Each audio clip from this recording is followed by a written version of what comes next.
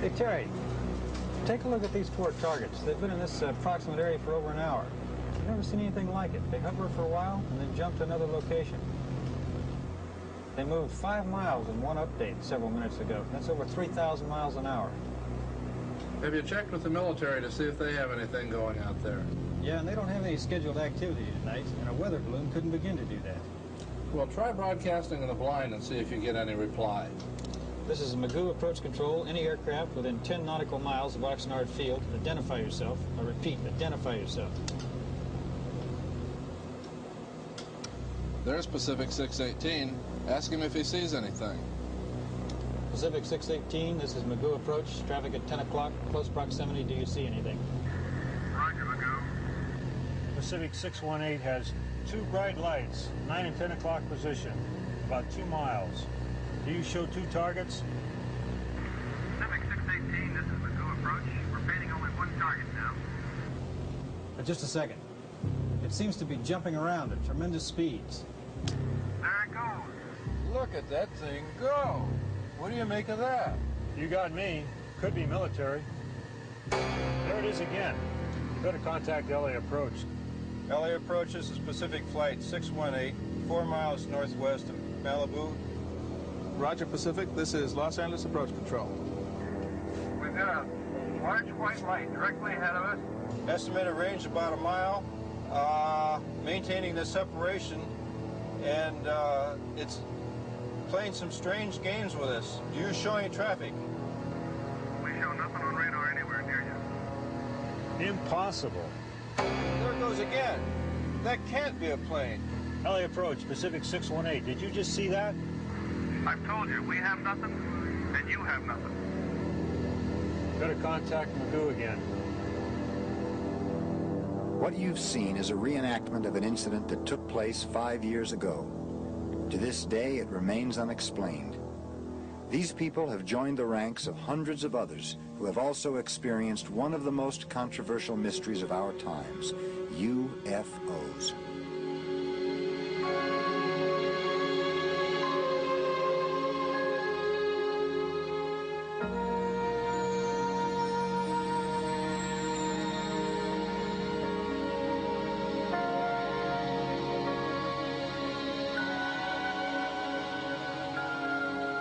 If you study the sky in a planetarium, you can be pretty certain that any of your questions can be answered. But if you observe the real night sky, there is a chance that you may see something moving that you don't recognize. A UFO, an unidentified flying object. And for the untrained observer, it is easy to be fooled, and there's usually some simple explanation. But as you've just seen, even for people who are used to watching the sky, there are some things that defy explanation. Hello, I'm Peter Coyote, and in the movie E.T., I play a UFO investigator who, like myself, has always wanted to have a UFO experience. I think that many people are fascinated by the possibility that UFOs might be spacecraft piloted by intelligent beings. In my case, it's a curiosity that's existed for more than 30 years. But the real question is there any validity to the UFO experience? Anything beyond just our wishful thinking? About 90% of the objects that are reported as UFOs are explainable. Usually they turn out to be celestial bodies or military and civilian aircraft, and a certain number of them are hoaxes, like this one and this one. To the skeptics, 35 years of investigations have failed to turn up any evidence that UFOs really exist. One of the leading critics is aviation writer Philip Klass.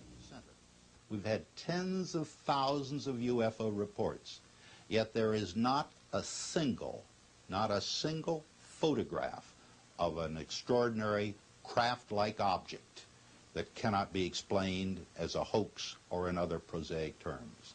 There is not a single physical artifact, not a residue, that would say something extraordinary is underway.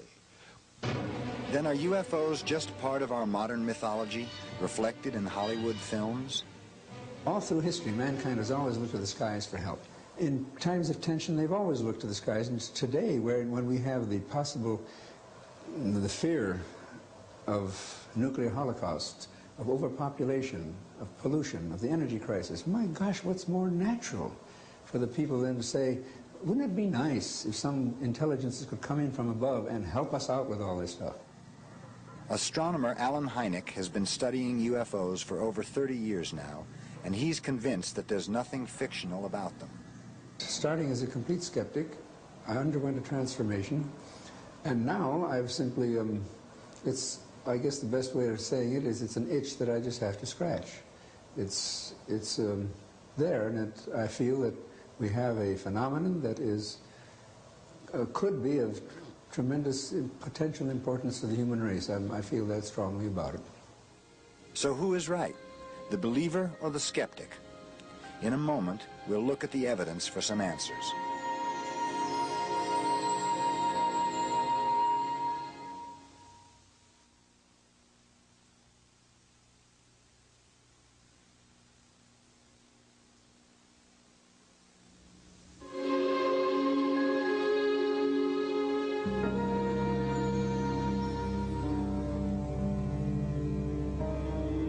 Unidentified flying object. That's what people reported seeing on March of 1982, circling the sky over San Francisco.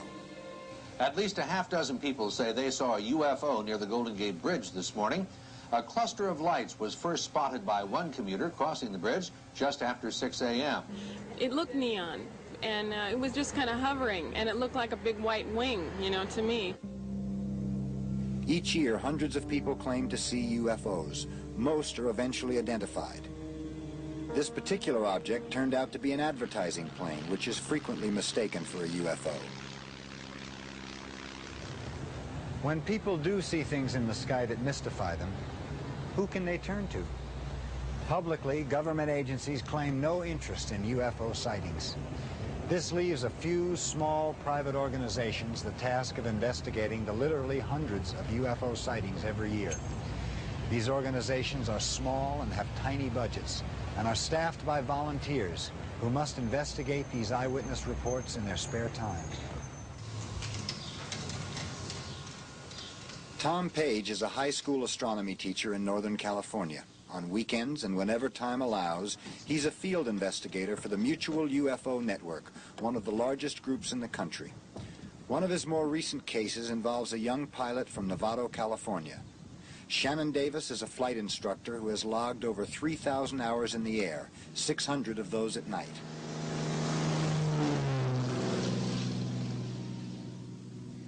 His sighting on the night of November 5th, 1980 is typical of the 5 to 10% that remain unidentified.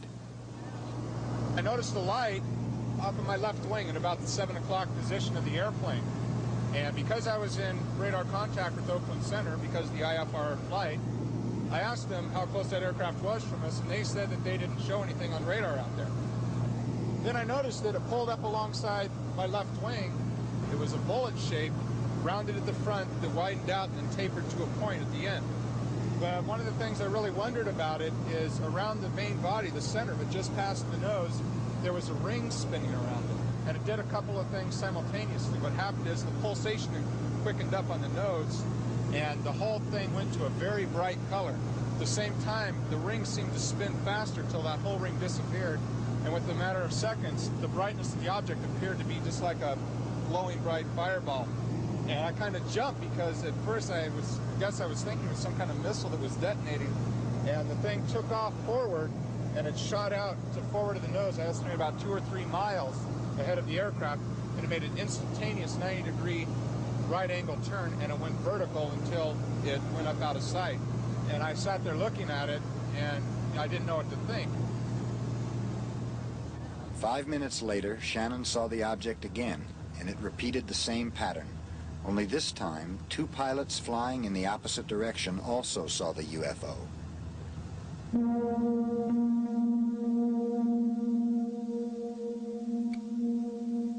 I have to, to the best of my knowledge, rule out any kind of meteor or shooting star, because I don't know if any meteor that will come alongside, pace you, and then take off forward and go vertical. Okay? Any kind of spacecraft or military aircraft, technically that was defying all physical laws by making an instantaneous 90-degree turn. According to the laws of physics, that can't be done. And, you know, I watched it do it twice. The first step in any UFO investigation is to check out witness credibility. In this particular case, it was easy since Tom already knew Shannon. I first met Shannon Davis as a student in one of my classes. As far as the credibility of the witness in this case, I feel that this particular individual is telling the truth. I think he's a very truthful individual. He had no reason to lie. And at the time, he didn't want any publicity. Now he said that he would be willing to make this public just for scientific information. But one witness does not make a strong case, so Tom tried to locate the other two pilots. There's a possibility in this particular setting that there were two other witnesses, two pilots who saw something come out of an overcast above Shannon. I do not know what airline they were from, and Shannon didn't either, and we're unable to contact them. And what about radar? During the encounter, Shannon radioed Oakland Center Flight Facility, but their response was negative. If a pilot were to inform us that he had a sighting of a UFO in close proximity, we would not be able to distinguish between he and that UFO. It would be all one target to us. Could the object have been man-made or a natural phenomenon? None of those things could do the things that this particular object did, moving forward at a high speed, making a right-angle turn. Possibly a military aircraft could, but the military certainly wouldn't be telling us about it. The case closed. This is how the evidence stood. Was the main witness credible? Yes. Were other eyewitnesses contacted to support the story? No. Was the object tracked on radar? No. Could the object have been man-made or some celestial body? Inconclusive. That's the problem we have, is that we're basing the whole UFO study on the report of witnesses, and we have to just determine whether these witnesses are telling the truth or not. Shannon believes he saw something extraordinary, and Page agrees with him. But to the doubters, without hard evidence, they're inclined toward a more conventional explanation. There are dozens, simply dozens of things to be seen in the night skies. And I say to any of your viewers, if they will go out tonight, if it's a clear night, and spend 3 hours looking at the night skies, I can almost guarantee them they will see something that will surprise them, something unusual. But ufologists like Page argue that the problem is not the validity of the eyewitness accounts, but the lack of professionally trained, full-time people to investigate cases like Shannon's. Look, we wouldn't have gone to the moon if we'd had to depend on people who could work only on weekends and without salary, as a hobby. What we need in ufology is to make it professional. Not all UFO investigators are amateurs. There are professionals and many with scientific backgrounds who are conducting diligent studies. Their efforts have brought UFO research out of the realm of fantasy into a brighter, more realistic light.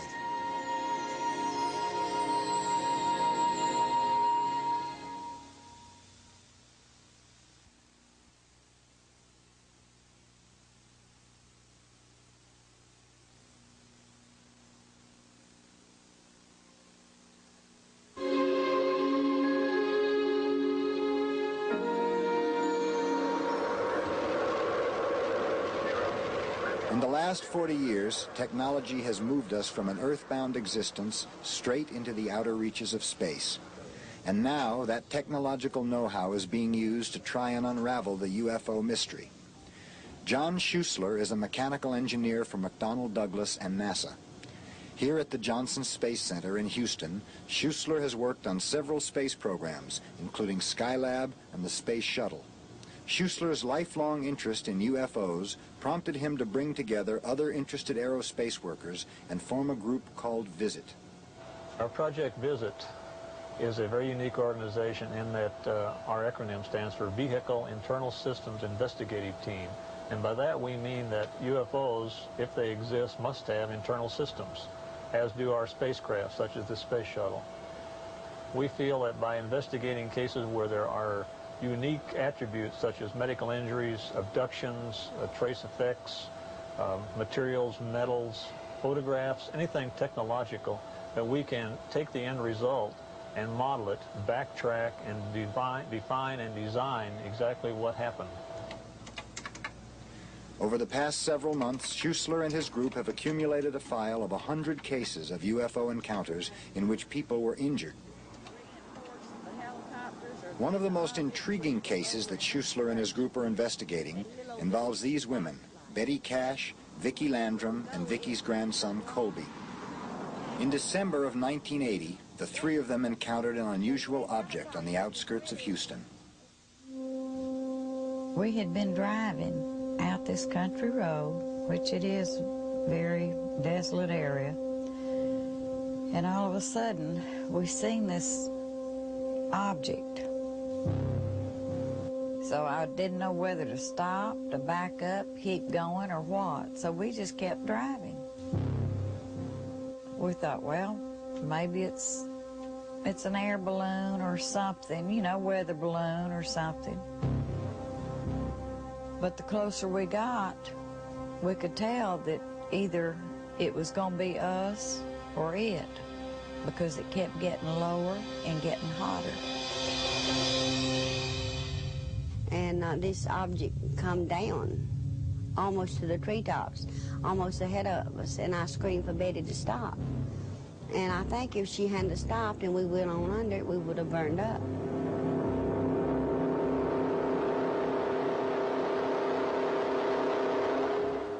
I got out in the car, Colby and me, for about, I guess, a minute or two, and he was screaming like he was trying to get away from me and then pulling me back in the car, and I got back in the car, and Betty walked to the head of the car. I thought it was the end of time, because I've always been taught the Bible says the world will be destroyed by fire, hell and brimstone.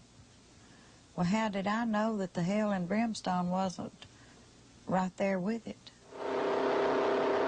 And as hot as it was, if hell is any hotter, God forbid I want to live a good life, because it was just almost unbearable. I kept trying to calm Colby, and I couldn't. I had to tell him something that would calm him, and I said, if you see this big man come out of it, it'd be Jesus. Well, I just had a feeling to look up in the sky. Then I looked around a little bit more and I saw that object. It looked like a diamond. It lit up the whole sky. It was a grayish, metallic-looking color, but yet the flames that was throwing out was a reddish, yellowish-looking glow. Besides the strange object, they all claim to have seen several helicopters hovering around it. Just about the minute that I got up close enough to really make the shape of the object, whatever it is, the helicopters were there. We was amazed at, you know, what kind of helicopters there were. We were about scared to death. The double rotary kind of helicopters, I never saw one before. Whatever they saw that night, the physical impact was immediate. Within hours, they were suffering from severe headaches, diarrhea, and vomiting. Betty Cash had the worst symptoms. Her main problem at that time was severe headache, swelling of the face, swelling of the eyelids, and the swelling of the skull, that is the top of the head. The fear of ridicule kept Betty from telling about her UFO encounter. But weeks later, when patches of her hair started falling out, she told her doctor about the incident. Specialists were brought in, including a dermatologist and a radiologist, to run tests. They all turned up negative. John Scheussler and his group started their own investigation several months later. Despite the inconclusive medical reports, Scheussler believes that all three victims received some kind of radiation exposure caused by the UFO. It's a package of symptoms that all three had, and all three being different kinds of people. That's the significant thing, from their age, the past history, medical history, etc. But they all had common symptoms. The common symptoms all manifested themselves right after the incident, starting within hours. And what about the helicopters that were supposedly hovering around the object? Scheussler's investigators found other witnesses who saw them. The helicopters must have been military if they existed. That has to be a given. There are no civilian operations of CH-47 Chinook-type helicopters in the Houston or Gulf Coast area. Major Dennis Hare is a commander with the National Guard at Ellington Air Force Base near Houston. He says none of the Chinooks in his unit flew the night of the incident. I personally was not up in the air that night, and to the best of my knowledge, no member of my unit or the aircraft that's under my command were up in the air on that particular date. A fleet of helicopters, an unidentified flying object, and 3 victims who were injured by it. What do they all add up to? No one is sure. Scheussler and his group think that one possible explanation is that our government may have been testing a secret aircraft that night, powered by some type of microwave propulsion system. The craft may have gone out of control, almost touching down when Betty, Vicky, and Colby saw it. They have what would normally be seen from a heavy dose of microwave and possibly an X-ray component. And we do know that pulsed microwave gives off an X-ray component. But if the military is involved, they deny it. Citizens in the United States were subjected to chemical exposures, radiation exposures, and various other things over the past 30 years at different times in the interest of research or military operations. And a lot of those people kept saying, hey, look, I was hurt. Believe me, I was hurt. And everybody said, you're crazy. It couldn't have happened. As for Betty and Vicky, they still suffer from hypersensitivity to heat. I do expect them to take care of my medical bills and what I have had to go through with and what I'm still going through with and what I may have to continue for years. I don't believe in the little green men and all of that stuff from outer space. But if it's something that people don't know about, and it slipped in here and did that to us, and the government say they don't know about it when they had the helicopters up there, we in a terrible shape. Because if it can happen to us, it could happen to a whole city. A postscript to the case. Vicky and Betty have filed suit against the federal government, attempting to win compensation for their injuries. They remain firmly convinced that whatever it was they saw, it was attached to the United States military. After pressure from a Texas congressman, the U.S. Air Force sent its own special investigator to look into the matter. His report states that he was unable to find any connection whatsoever between the UFO and any branch of the U.S. military. And so the case remains unsolved, but it does raise some questions. Is it possible that some unidentified flying objects could be secret U.S. military test planes? And if so, what recourse do citizens have if they are injured by them?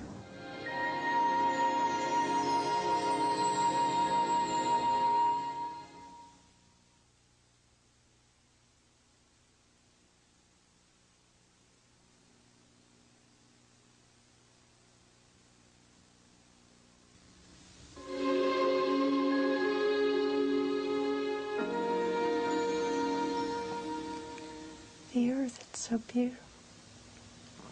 Where is it? Below me, And what are you doing? flying around. We're leaving the earth.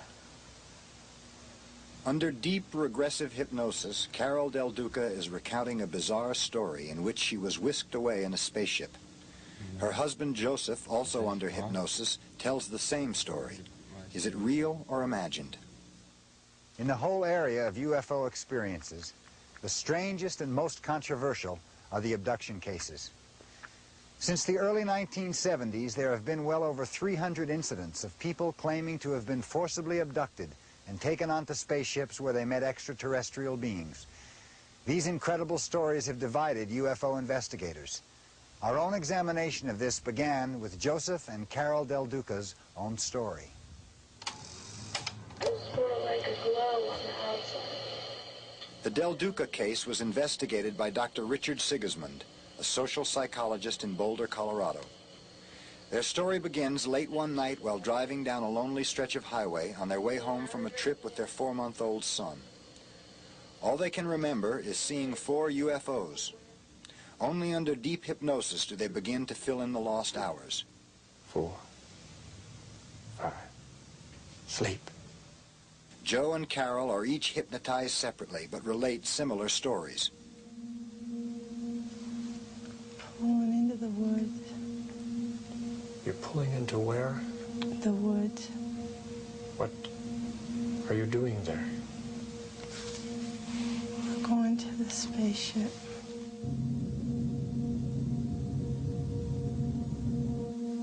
Going to a what? A spaceship.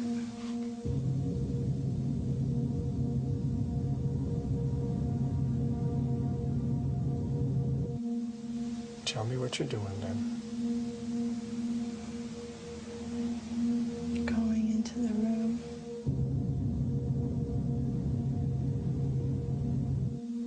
It's a bright room. It's a bright room. What are you doing in this room, Joe? Just laying there.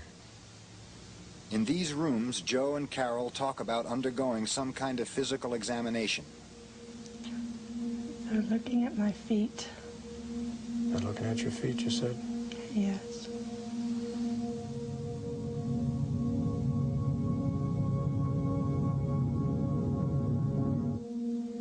It's hurting me. What'd you say, Carole? It's all right to tell me, Carole.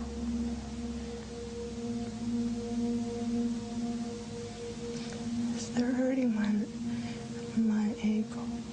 They're doing what? They pulled on my ankle. Feels like they broke it.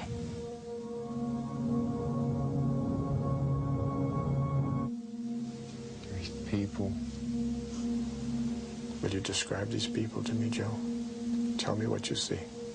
Tell me what they're doing, if anything. They got little ribs all up and down. They're real skinny at the waist, but they have a big chest.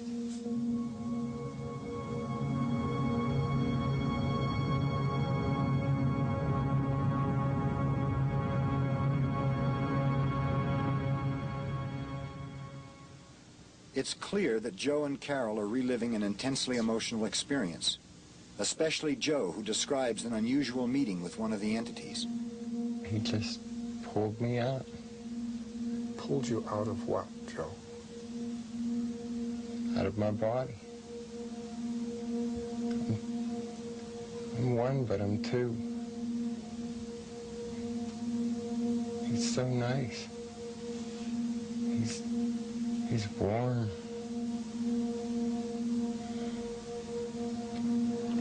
He likes me.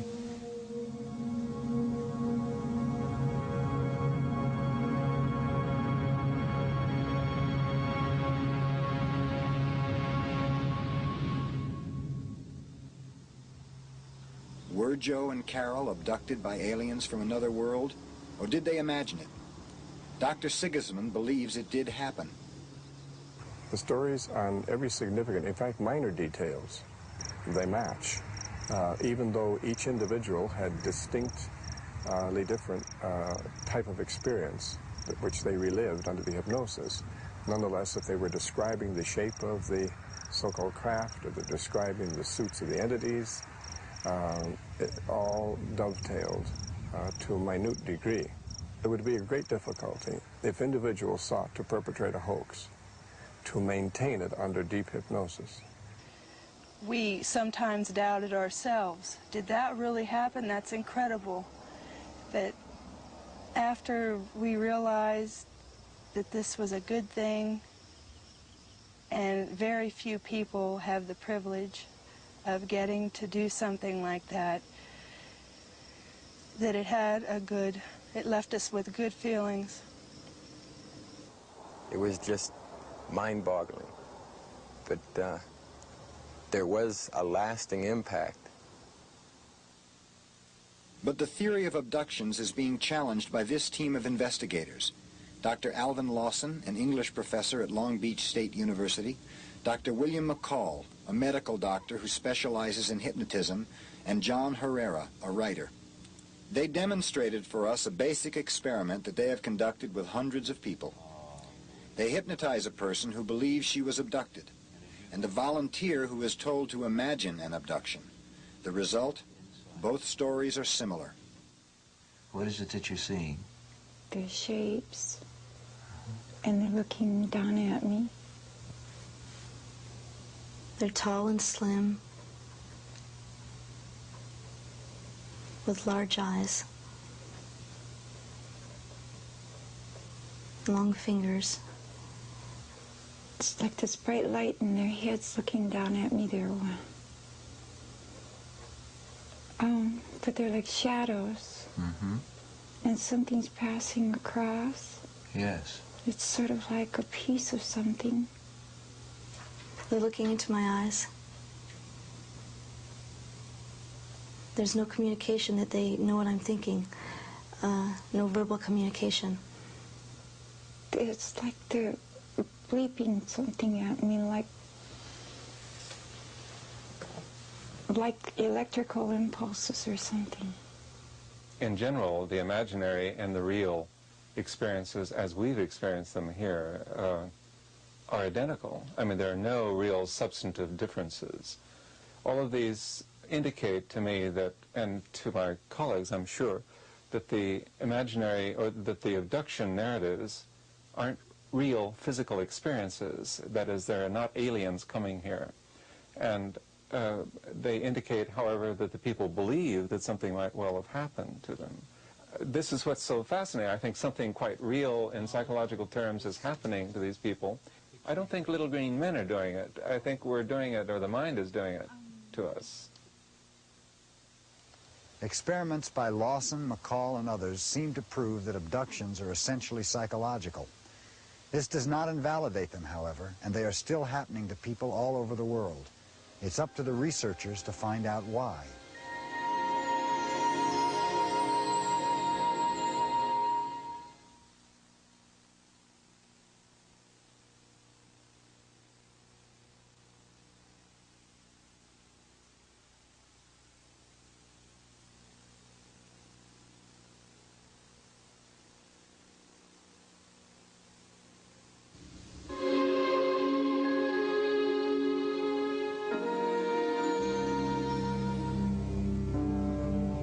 Guatemala City, 1976.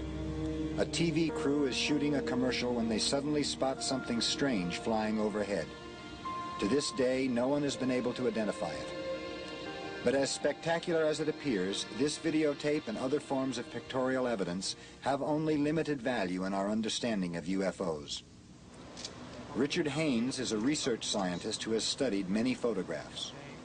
In order to make sense out of photographic evidence, it's extremely important to know a great deal about the photographer, about the camera system he uses, about the development process that is used, and in general about the context in which the picture was taken.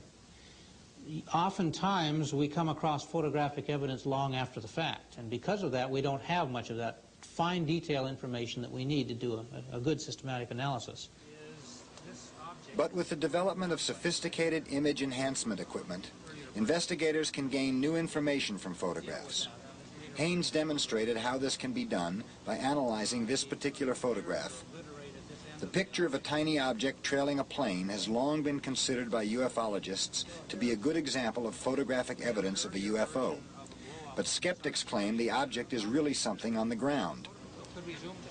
To try to settle the question, Haines had the photograph put through a process called color enhancement. This gives the picture more detail, allowing Haines to do a more extensive analysis.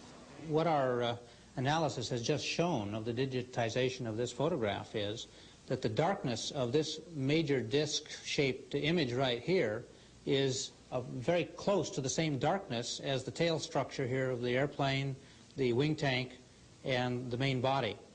And we find that there's no objects on the ground at that equivalent range with the equivalent darkness.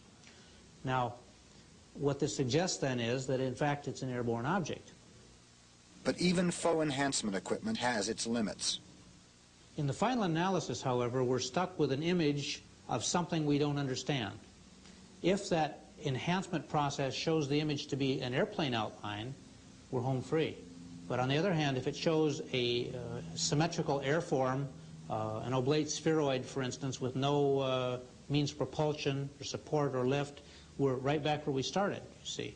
So photographic analysis must be coupled with a very creative approach on the part of the photo interpreter. So without additional evidence, photographs of UFOs really prove nothing at all. But when there is additional evidence, ufologists believe that they can make a strong case. And right now, we look at one of their strongest. No other pictorial evidence has created as much interest as these images shot from an airplane during the early morning hours of December 31st, 1978. This is the New Zealand film, considered by most experts to be the single strongest evidence of a UFO ever captured on film. To most of us, it may not seem impressive, a small, bright light in the night sky off the New Zealand coast. But it is the only case of a UFO that was seen by several pilots and crew members, picked up on radar and photographed on several thousand frames of 16mm color film shot by a TV crew. It appears to have a brightly lit bottom and a transparent sort of sphere on top, so it appears to be, well, like a flying saucer.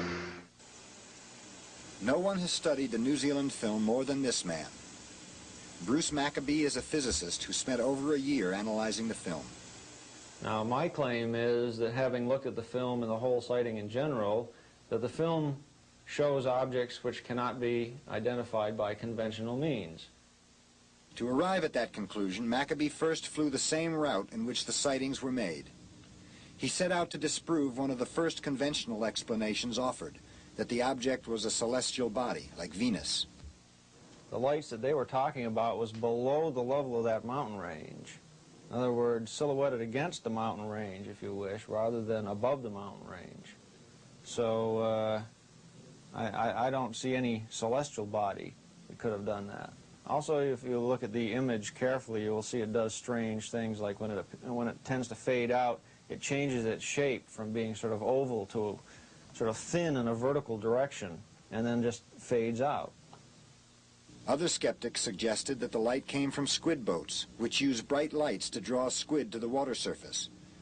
To eliminate that possibility, Maccabee made a direct comparison between a squid boat light and the light in the film. The squid boat picture clearly shows a reflection in the water, extending underneath the image of the squid boat, sort of a dull reddish triangular reflection extending downwards. In none of the images in this UFO film have I been able to find any indication of a reflection in the water, which you would expect if it's a squid boat. According to air controllers, their radar picked up the object and estimated the distance to the airplane at between 10 to 20 miles. Using a densitometer, an instrument that measures film density, Maccabee was able to determine the object's brightness. If the light source had been, for example, 10 nautical miles away, then it was putting out a power equivalent to several 100,000 watts worth of incandescent light bulbs. A several 100,000 watt source is not a small amount of power. That's an awful lot of energy being used up, and they saw this thing for 15 minutes, so it must have been a considerable source of power by itself. But the most amazing conclusion that Maccabee reached centered on these last few feet of film, shown here in extremely slow motion. It shows the object flashing from bright white to a dim red and then orange color. The periodicity of this flashing is essentially perfect for 30 cycles. Now, such a regular flashing of a light implies intelligent control. We could find no human-made light source to account for it. So the periodicity suggests intelligence, and yet we can't find any conventional explanation. So that suggests that we have some sort of an intelligence on our hands here, and that removes it beyond the pale of science, I'm afraid. No one has yet been able to refute any of Maccabee's work. He believes that the significance of the New Zealand film goes far beyond the scope of just one case. The hard evidence left over in this case suggests we have something which cannot be explained in conventional terms, and that opens up a new field of investigation in science. It suggests that we should go back and rethink what we've been saying about other UFO cases.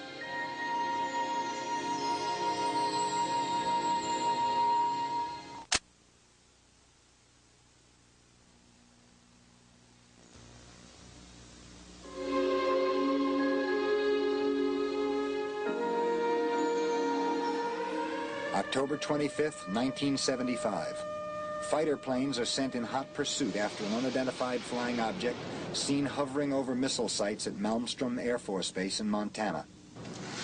NORAD, the North American Air Defense, reports that the jets failed to intercept the object. For the next 2 months, NORAD recorded other sightings of UFOs over missile launching sites and nuclear weapons storage areas in Michigan, Maine, and North Dakota. In all cases, our jets were unable to overtake the objects. The 1975 sightings show us dramatically that unidentified flying objects have invaded our airspace. And yet, since 1969, the federal government's position has been that it is not interested in investigating UFOs. It was in 1969 that the Air Force ended Project Blue Book, a 21-year investigation of UFOs. Their basic conclusion was that lack of evidence warranted no further study of the matter. There was no evidence of threat to national security. There was no evidence that we had been visited by extraterrestrial vehicles. And finally, there was no evidence that after evaluating these UFO sightings that there was any indication of scientific knowledge, the existence of scientific knowledge beyond the present state of knowledge. But government documents on the NORAD incidents, as well as thousands of other reports, reveal that the government continues to investigate a phenomenon that is much more than just a few isolated incidents. Since 1969, as many as 10 governmental agencies have been involved in UFO inquiries, including the CIA, the FBI, the National Security Agency, and the Air Force. Attorney Peter Gersten has led the fight to unearth these documents on behalf of a group called Citizens Against UFO Secrecy. The documents confirm the reality of these unconventional objects, and there is furthermore evidence that these objects exhibit a technology that is beyond present-day technology, an advanced technology, a more sophisticated technology. A graphic example of that technology was reported in this document about an incident on September 19, 1976 in Iran. An F-4 jet similar to this one was sent to intercept unusual objects seen over the city of Tehran. As the F-4 approached the brilliant object, the jet lost all instrumentation and communication. Later, when the jet tried to shoot a missile at a second object, the F-4's weapon control panel went dead. What makes this incident interesting and significant is that it involves the malfunction of an American-made defensive tactical weapon system, specifically an F-4 jet. The interesting part of the incident is that the Defense Intelligence Agency did an evaluation of the incident and found the incident to be a classic UFO case because of eyewitness verification, confirmed by radar, and so forth. Documents show repeatedly that UFOs have been able to penetrate our military airspace. In one incident in 1980, UFOs were seen over Kirkland Air Force Base in New Mexico. The base is a highly sensitive installation that includes an advanced weapons research laboratory. Documents show that bright objects were able to land at the base undetected by radar. When security police tried to pursue the objects, they took off. UFOs pose a threat to national security for many reasons, the first of which relate to the general principle that these objects have been unable to be identified by this government for the last 35 years. Another reason we see in the documents, which relate to the overflights over the military bases in 1975, the unrestricted and unlimited access that these objects had. But Gersten and his group have been stopped in their pursuit of more information. The CIA refused to send Gersten 57 documents, and the Air Force has 100 documents that it refused to release. And recently, the National Security Agency did not release 160 documents for the same reason, national security. And in May of this year, the Supreme Court agreed with that agency. The release of that information would be both embarrassing to the agency, because it would show, once again, that the objects exist, that the objects are an advanced technology, and the objects do, in one way or another, pose a threat. So they don't want to release the information for that reason. How much should the public be told about our government's investigations of UFOs? It's true that some information pertains to national defense and should be classified. But what about other information? What's needed now are not more secrecy-shrouded investigations, but a joint effort between government and scientists dedicated to unraveling the UFO mystery. Because it's obvious that Project Blue Book was not the last word on the subject.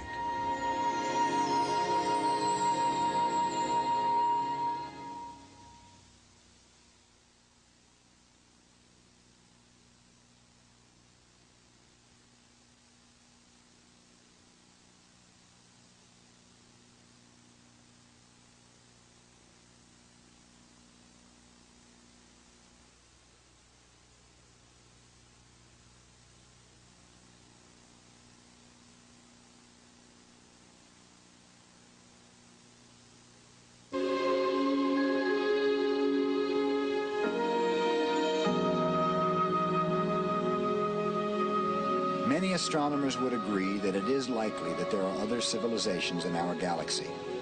But most astronomers doubt that we have been visited by aliens. You see, no other civilization could know in advance that we exist, because our only means of telling them about us are by radio waves that we broadcast into space. And we've only been doing that half a century, which means there's a big sphere of radio radiation expanding outward at the speed of light. That's how fast radio waves go. Now about 50 light years in radius. And even with the most optimistic guesses, the most likely nearest civilization is many times further away than that. So any extraterrestrial spaceships visiting Earth would have to have been cruising around sort of at random, looking in space in general. And if you work out the numbers, it turns out you'd have to suppose that every conceivable civilization that could exist would be launching ships at the rate of one every few seconds to account for the number of reports of UFOs that are made here on the Earth. If not aliens, then what do UFOs represent? For scientists like Abel, the answer is very little, if anything. I think it's fair to say that members of the scientific community would be extremely delighted to investigate UFOs very seriously if there was anything concrete to investigate. The difficulty is, the more you look into it, the more you find the evidence is hearsay or slipshod evidence or things which we can very well understand without the need to investigate. I can appreciate the desire of the physical scientists, the so-called hard scientists, to have what they call hard data. I would like it too. But when you have a phenomenon that doesn't seem to produce the hard data, one might as well have asked Sigmund Freud, what is the hard data in dream analysis? What do you take in the laboratory? What do you put under a microscope in dream analysis? And yet we have the whole structure of psychoanalysis today. And so we've come full circle around the subject of UFOs, and it's a standoff between those who believe and those who don't. But it seems to me that ufologists have a strong case when they argue for a serious investigation of the phenomenon, because scientists who dismiss UFOs are either unwilling or unable to refute the most outstanding cases, like the New Zealand film. If documents show that sightings over military installations are taken seriously by our government, shouldn't that be investigated? If a videotape shows an object that defies identification, shouldn't it be analyzed? And if people believe they were abducted by aliens from outer space, isn't that a subject that merits psychological study? Dr. Haines and others say yes, and they make a plea for time and money to do a thorough investigation of the strongest UFO cases. But even more important, they want their fellow scientists to keep an open mind. Because we're dealing with a phenomenon we don't understand. And because of that, we need to keep every avenue open in terms of the approach taken to understand it. It might take physics, some breakthrough in molecular physics, let's say, or plasma physics. It might take some understandings of the psyche, of the unconscious. It might take a combination of the two. It might take some totally new field of science we don't have yet. Ufology today is in the state, I would say, that, say, chemistry was when chemistry was alchemy. A mixture of superstition, wild ideas, unproved claims, and yet out of that whole mess, finally, the very first-class science of chemistry evolved. And I think the same thing is going to happen eventually with ufology. But right now, it is a mess. There's a fantastic amount of wishful thinking, of desire, of pseudoscience, of pseudo-religion, of cultism. But eventually, I think that will all finally sink to the bottom, and we'll have, out of that whole thing, a clear liquid of something that we can really see, and I hope understand. It doesn't seem likely that the government will join with scientists in a complete public investigation of the UFO phenomenon. And this leaves the job to be done by the Alan Hyneks and the Richard Haineses and the hundreds of investigators all over the world struggling against all odds to make some sense of the UFO experience. But the lack of information does not diminish our interest. Indeed, it's the mystery that feeds our imagination and allows us to wonder about marvelous possibilities.